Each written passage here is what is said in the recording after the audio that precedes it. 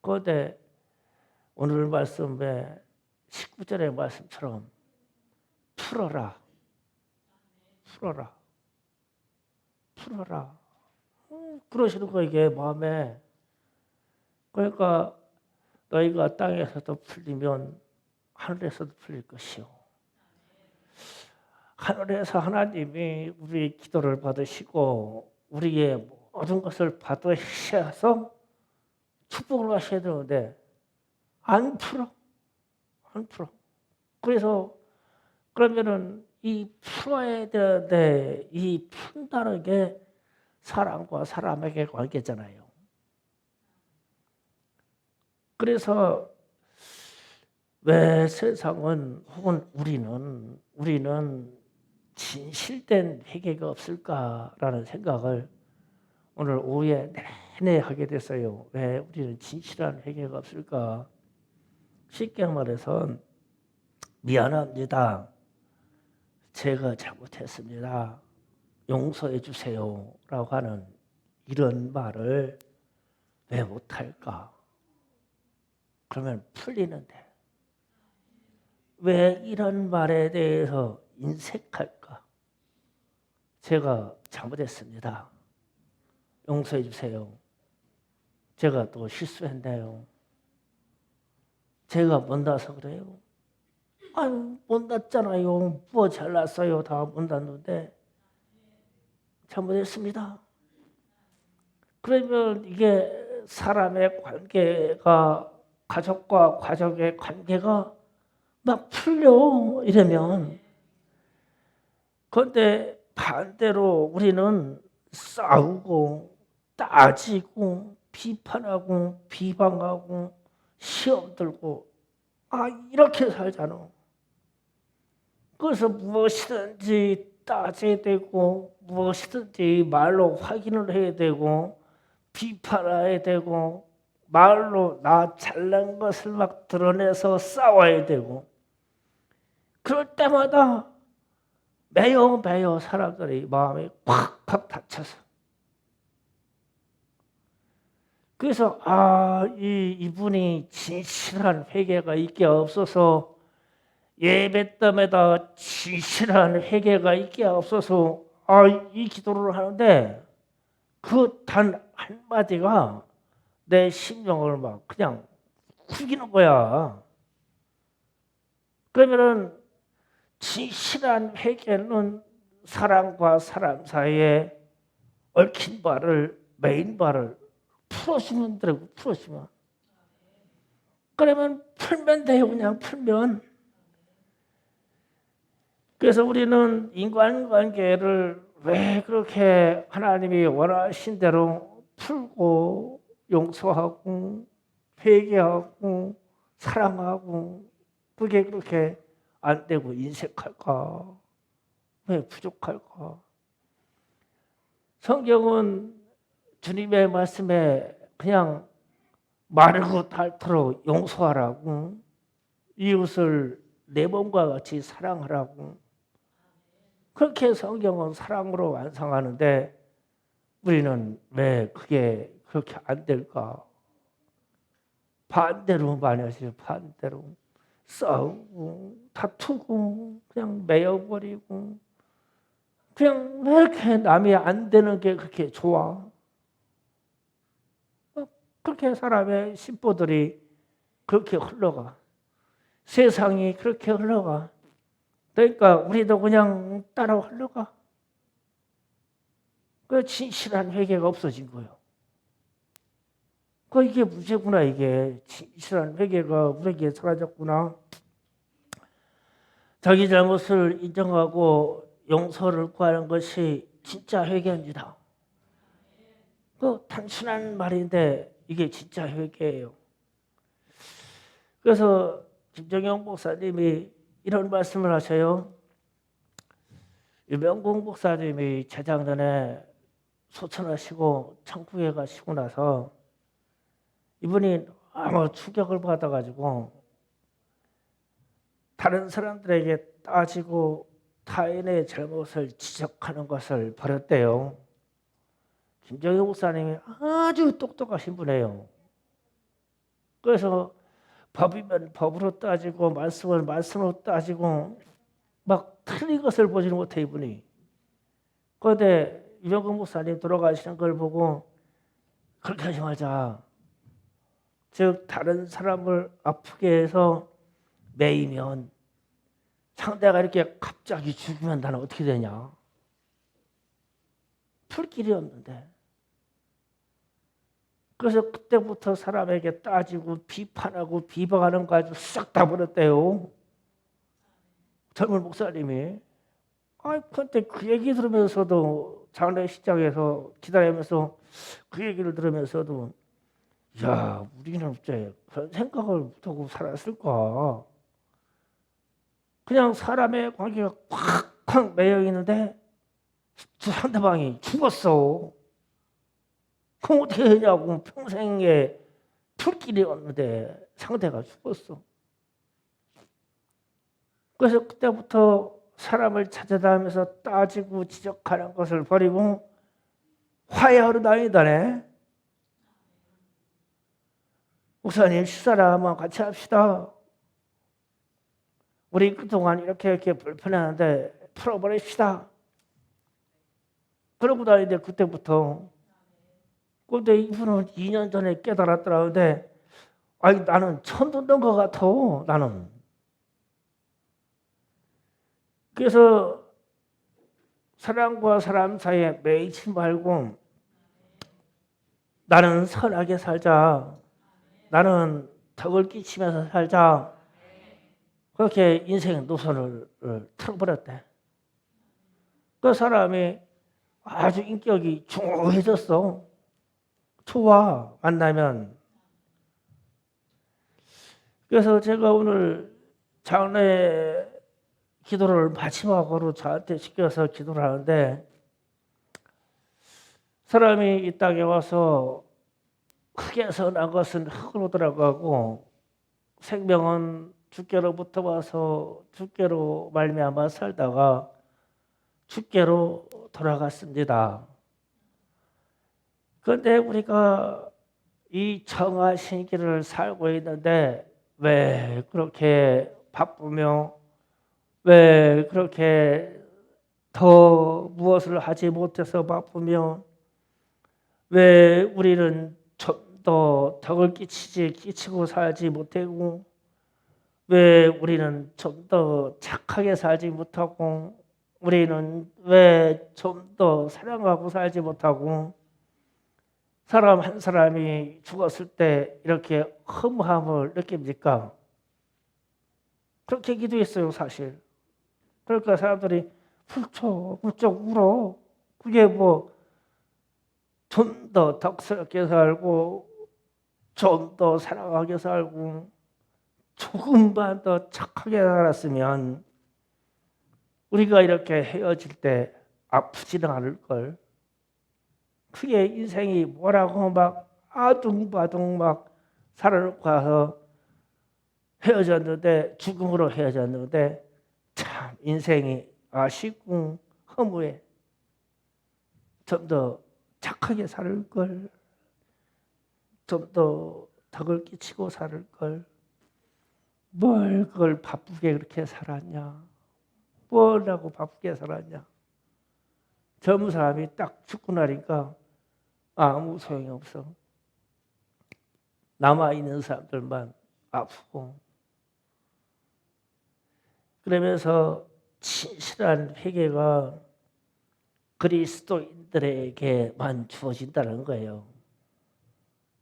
왜 푸냐? 왜 우리가 풀어버리냐면 주는 그리스도시요 살아계신 하나님의 아들이시라는 고백 때문에. 우리 주님이 십자가에서 우리의 모든 죄를 끌어안고 그분이 그렇게 죽을 때 그렇게 희생당할 때 우리를 위하여 십자가에 죽으실 때 그는 온전하게 죽은 거예요. 그래서 우리는 그분을 닮기 위해서 우리는 그리스도인이라고 막 크리스찬이라고 한단 말이에요 우리에게. 그런데 우리는 예수의 흔적이 안 나와. 땅에서 풀어야 되는데 안 풀어. 그러니까 자꾸만 우리의 삶이 각박해지고 비판이 많고 아픔이 많고 용서가 되지 않고 이런 현상이 우리가 많이 가지고 있다는 거예요. 그 풀어야 됩니다. 그래서 스테반 집사의 순교 이야기가 생각이 나요. 사도행전 7장에서 나오는 말씀입니다. 스테반 집사가 자기 동족들에게 옳은 말을 합니다. 우리가 모세 때부터 성경을 받아서 하나님의 말씀을 지키고 살라고 명령했는데 우리가 하나님의 말씀을 지킨 바가 뭐가 있습니까? 우리 조상들은 선지자를 죽였으며 우리 선지자들의 후예인 우리는 예수 그리스도를 십자가에 못 박아 죽게 하였습니다. 이렇게 진실을 밝히니까 거기에서 이 말씀을 듣던 사람들이 막 일제히 일어나가지고 돌을 던져가지고 돌 맞아 죽습니다. 돌 맞아 죽는데 이 사람이 마지막에 하는 말이 이 말을 합니다. 주여 이 죄를 그들에게 돌리지 마옵소서. 이래요. 주여 저기 있는 저 사람들의 죄를 저들에게 돌리지 마세요. 그러면 돌멩이 맞아서 죽고 있는 이 사람이 저 사람들을 용서하고 그 죄를 자기가 끌어안고 죽는다는 얘기잖아. 그게 진짜 그리스도인의 이야기다. 그래서 스테반 집사의 이 순교 이야기를 읽어보면은 이분도 예수의 삶을 그대로 재현하잖아요. 억울하게 죽어요. 잘못한 바가 없어요. 그리고 스테반 집사가 가난한 자를 삼키고 그랬지 악한 일을 한 바가 없어요. 하나님의 말씀을 정확하게 전달해 줬어요. 그럼 그 말씀을 받으면 축복이죠. 그런데 돌 맞아 죽어요. 그러면은 돌 맞아 죽을 때 이들은 원수잖아요. 그런 원수가 어디 있어요? 저주할 만도 하고 아프다고도 할 만하고 그런데 일체 그런 말이 없어요. 저들이 내게 돌을 던져서 나를 죽이는 죄를 저들에게 돌리지 마옵소서. 내가 내 죄처럼 끌어안고 죽을게요. 그러니까 주님이 하나님 우편 앉아 있다가 뻘떡 일어서신 거예요. 이 영혼을 받으려고. 얼마나 좋으시겠어요. 그게 크리스찬입니다. 매일씩 안 해요. 돌 던지는 사람이 한두 명이겠어요? 한 사람이 장정이 돌무더기가 돼서 묻혀 죽을 만큼 돌을 던졌다면 그 회중이 다 돌 던진 거 아니에요? 그 돌무덤이 됐어요, 사람이. 맞아서 죽은 게 아니라 돌무덤에 묻혀 죽었단 말이에요. 그런데 이 죄를 저들에게 돌리지 말래요. 절대로 안 매요. 땅에서 매이실 안에 풀어버려. 이게 그리스도인의 삶이다. 그러면 우리는 진실한 회개가 뭐라고 하냐면 무엇을 잘못했다고 주저리 늘어놓는 것이 아니라 우리 삶 속에서 내 이웃과 내 가정과 내 자녀들 사이에서 메인 바를 다 풀어버리는 거예요. 이게 진짜 회개예요.